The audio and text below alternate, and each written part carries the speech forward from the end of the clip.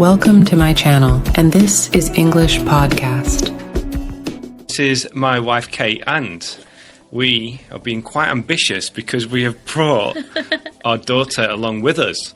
So we are going to have a conversation in English, and this is going to give you the opportunity to listen to a real conversation, both in British English and American English. And baby. And baby.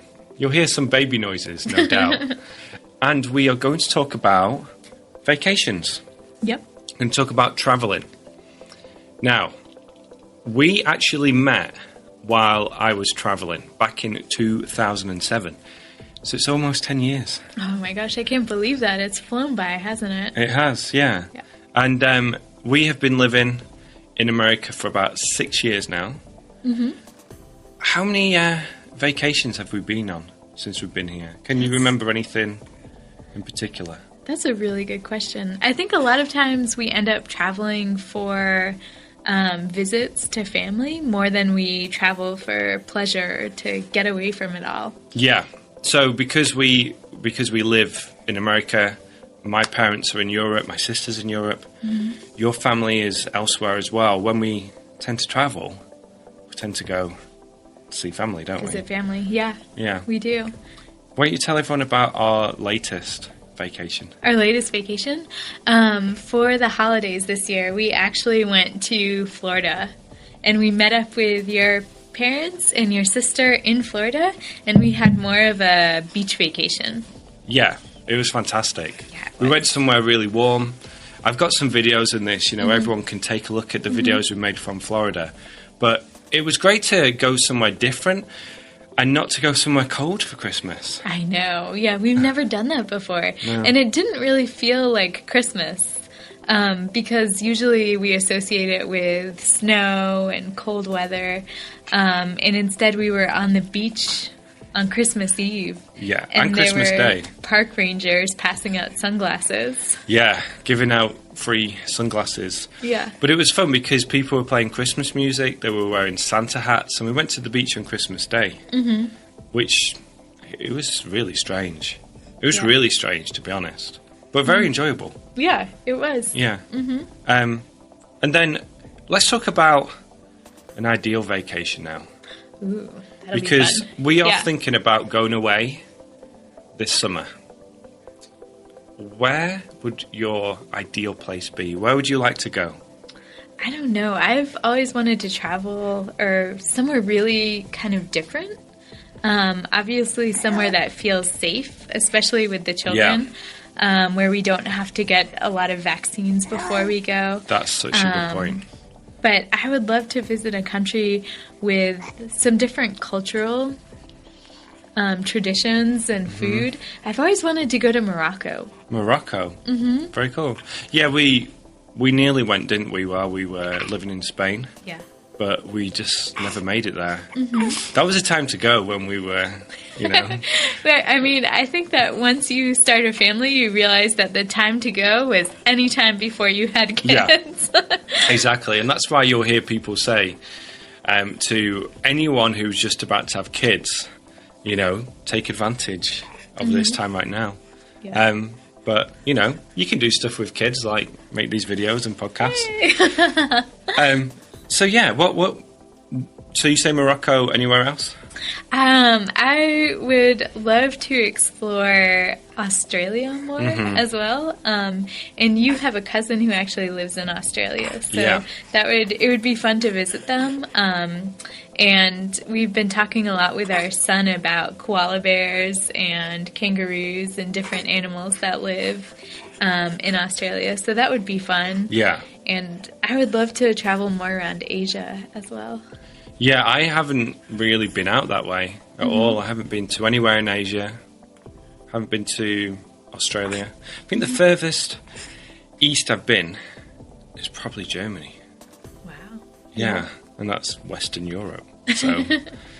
But you have been all the way down to Patagonia in South America. So So you just traveled in a different direction. But I feel like I'm so glad that I have a partner who loves to travel too. Yeah.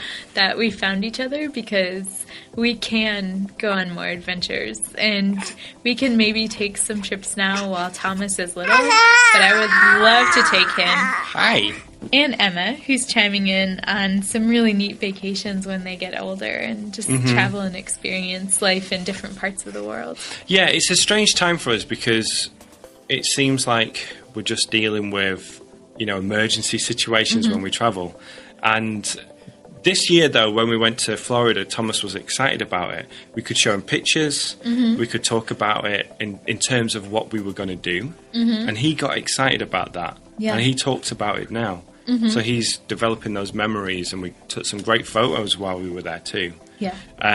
So, yeah, and I think as the children get older, we're going to have great times, and we can do very specific things, and they'll get those. They'll have those memories. Yeah.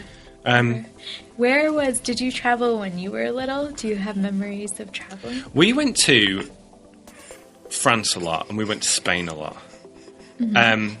And, well, my memories when I was young, you always make fun of me because I talk about my memories all the time. By the way, Jack has an incredible memory. Wow. Kind of. When is your earliest memory from? How old were you? I don't really know, to be honest. Well, there was that memory where I remember being in my mum's arms when I was 6 months old. Well, I had to be 6 months old because they were in the old house. And I remember seeing our neighbour, and my mum was talking to the neighbour. Yeah. And I remember that little, snippet, a tiny bit of memory, but, it's not that clear. I know, but 6 months old, that's incredible. I think that'll mean that Emma will start to remember life potentially in just a couple months. Yeah. Because she's almost 4 months old. Yeah, she is. Yeah. Emma, are you going to remember this today? She might remember this. Or at least she'll have the video evidence of it. But, yeah, we always went to France. We went to Spain a lot. And when, I think I was about 11 or 12, when, maybe younger, when we got a caravan. Ooh. So it used to take us 3 days to get to the south of France. And we would spend about 2 weeks there. Went to a place called Canet Plage, which is near Toulouse. And we went there every summer for about 5 years, I think. Wow. And we met the same people. It was really cool because as a kid, you want to be around other kids. And there were a bunch of other children there who we could play with. They had a great pool. They had sports going on. The beach was really close by. My sister liked it because she was getting to the age where she could go out. Oh. It was that kind of place, but it was safe. It was great. We really enjoyed it. How was it traveling with your family, especially as you got to be older, in such a small vehicle and sleeping in it? Oh, I remember one trip, especially when there was a big heat wave in France, and we just poured water over our heads because we didn't have air conditioning in the car. Super hot. And the other thing about France at that time, I don't know if that's changed, but they didn't have proper toilets. They had holes in the floor. I bet that has changed. I imagine it has, but they just that's what I remember about it. And then one year we went down with another family, and one of my sister's friends came as well. And I went in the car with the other family, and they had air conditioning. Ooh. And it was just such a big difference. Yeah, I can imagine. Yeah. That's something that we take for granted, I think. Yeah, no one in the UK had air conditioning in a car. It was very, very rare. Wow. It must because it doesn't get that hot. Yeah, that's incredible. So people don't feel like they need it. Yeah. Okay, we're back. I just asked Kate a question about what you did for vacation. Where did you go when you were a kid? When I was a kid, we actually took a family beach vacation every summer. My family and family friends would rent a house on an island called Block Island, which is off the coast of Rhode Island, in New England. And we would drive and take a ferry out to the island, and we just had a great time. We would go to the beach every day. We would grill seafood at night. Oh, yeah. Yeah, it was a really special memory for me. And was that like every summer? Yeah, it was every summer for probably 5 or 10 years. Oh, really? Yeah. My mom actually grew up going there when she was a kid, too. So she had memories of the place and all the different areas to go. And it was just a really neat... And when was the first time you went abroad? Do you remember? The first time that I went abroad, I was probably about 10 years old. My dad decided to start working for an airline because he really wanted to show us the world. And so he was working for a British airline, and he got a free ticket. Oh, right. That's fantastic. Yeah. That's fantastic. So he took my sister and I both on a trip to England. Did you go to Scotland too? We did. Was that the same trip? I think so. Well, no, that was a different trip. That was a trip that we took all as a family together. But my father actually passed away when I was in college. So the fact that we'd had that trip together just meant so much. It was such a special thing to have done with him. Great. And do you remember the journey? I do. What was that? Because going to the UK or anywhere in Europe, you do the overnight flight from America. That is challenging. Do you remember that? I'm sure that I was tired, but I think it was just the most exciting thing that had ever happened to me. And just the novelty of everything, being able to look out an airplane window, eating pretzels, a little packet of pretzels. Like, it was just all magical. It was so much fun. I remember the first time I came to America, because my uncle used to work in America. Right. And he got us on a flight. And it was economy class. But we went to the checkout, and they just said our last name, like, ask you? It's like, we'll see what we can do, because my uncle used to fly back and forth to the UK and back to America all the time. So my sister didn't come on that trip. I think I was 14. No, this is the second time. No. Sorry, I'm getting confused. We came when I was 10. And that's when we got bumped up to first class. Yeah. And it was just amazing. I remember it very clearly. I think because my dad worked for the airline too, we got bumped up, not Did all you? the way up to first class, Right. but to premium economy. Right, we were in business class, and it was an experience. Yeah. Have you seen some of those recent pictures of the new, like, business class on these luxury jets? No, but They have, like, spas and showers and a circular bar. Wow. There's a lot going on with them now. That's Obviously, incredible. very, very expensive. But I think if you get... Some people I've seen on Facebook get on these flights, or at least, get the first preview. Some YouTubers, and it just looks incredible. That sounds great. That would make flying with small children worth it. Yeah. Oh, definitely. It's hard, isn't it, with small children? Yeah. The flying. It can be. It can be hard. You just never know what you're going to get. Every day is different. No, but, I feel very grateful to be able to do it, to go on these vacations. Yep. Yeah. So you mentioned Morocco before as an ideal place to go on vacation. Where is your ideal place to go? Yeah. Yeah, tell me about it. I was thinking about this, while we've been having this discussion, but I think probably Australia. I think it would be Australia, or Japan. I think somewhere in Asia, maybe. The problem is when I start to think about these, like, ideal vacations, then I think about the practical side of things. With children, yes. Because it's completely different.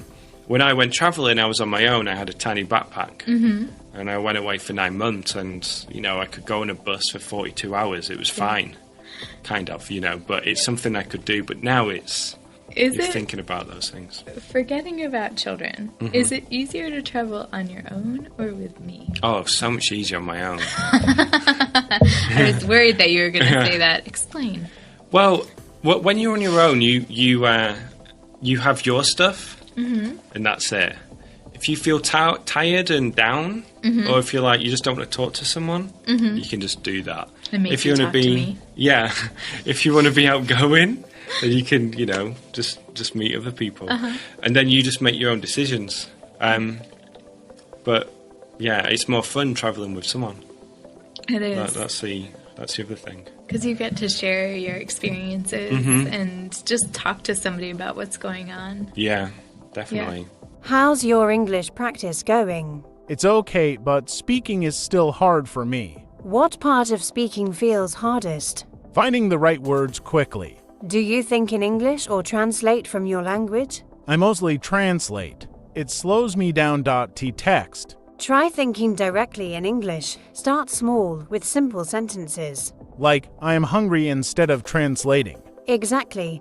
And talk about everyday things in English, even in your head. I'll try, but what if I use the wrong grammar? Grammar improves with practice. Focus on communication first. I guess making mistakes is okay, right? Definitely. Mistakes help you learn. Do you practice with anyone? Not much. I don't have anyone to speak with regularly. You could join online language groups or find a speaking partner. That sounds helpful. Do you know any good ones? I can recommend a few. Are you comfortable speaking with strangers? A little nervous, but I think I can do it. That's the right attitude. Start slow, and you'll see progress. Thanks. I'll look into that. What else can I do for speaking? Shadowing is great. Listen to a native speaker and repeat after them. Oh, like copying their tone and speed? Exactly. It's excellent for fluency and pronunciation. I'll give it a shot. How often should I practice? At least 15 minutes a day. Consistency is key. Got it. That sounds doable. I tried shadowing yesterday. It felt weird at first, but it was fun. That's great. What did you listen to? A short podcast. I paused and repeated each sentence. Good strategy. Did you notice anything about your pronunciation? A few words sounded different when I said them. That's normal. Were you able to adjust them after hearing yourself? Yes, but not perfectly. Should I record myself speaking? Definitely. Recording helps you catch details you might miss. I'll try that. What about my accent? Should I try to sound like a native speaker? Accents are fine as long as you're clear. Focus on clarity, not perfection. So, it's okay if I don't sound completely like them. Of course, your goal is to be understood, not to erase your identity. That makes me feel better. Sometimes I feel pressured to sound perfect. That's a common worrying, but fluency is about communication, not perfection.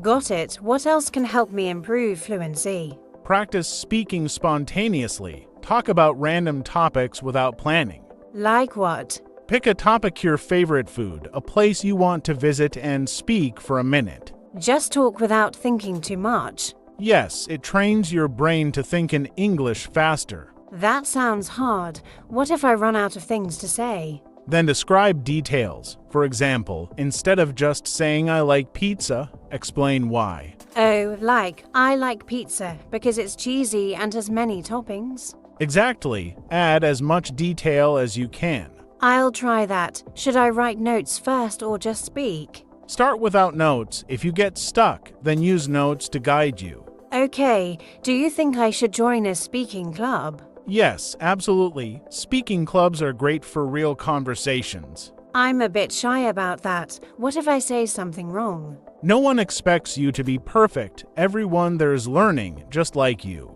That's true. Do you think they'll correct my mistakes? Some will, but most just focus on talking. If you want corrections, ask for them. I see. I'll try one and see how it goes. Great, and remember, the more you practice, the more confident you'll get. I'll keep that in mind. Thanks for the advice.